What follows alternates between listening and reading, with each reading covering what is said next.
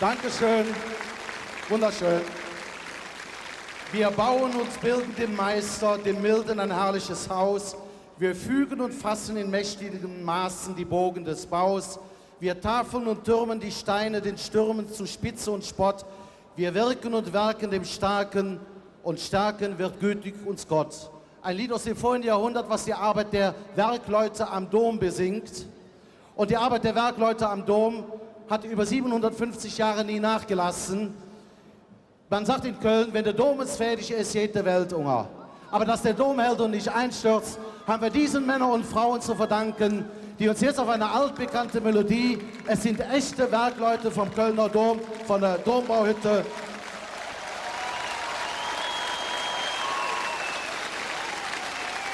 die nicht nur für den Dom arbeiten, sondern auch für den Dom werben, dass die Rosche zusammenkommen. Wir helfen dem Dom in Köln.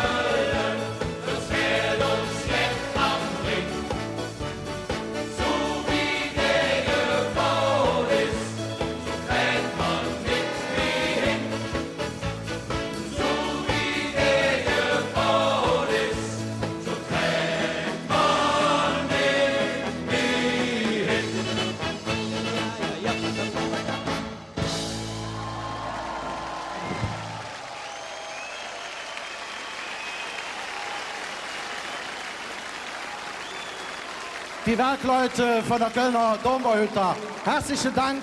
Und jetzt wieder die Arbeit. Zack, zack. Einer hat doch tatsächlich gesungen, wir helfen dem FC Köln. Habe ich genau gehört. Dann hat mir hinten einer gesagt, der wohnt in Leverkusen. Müsst ihr euch mal vorstellen. Es ist so, ja.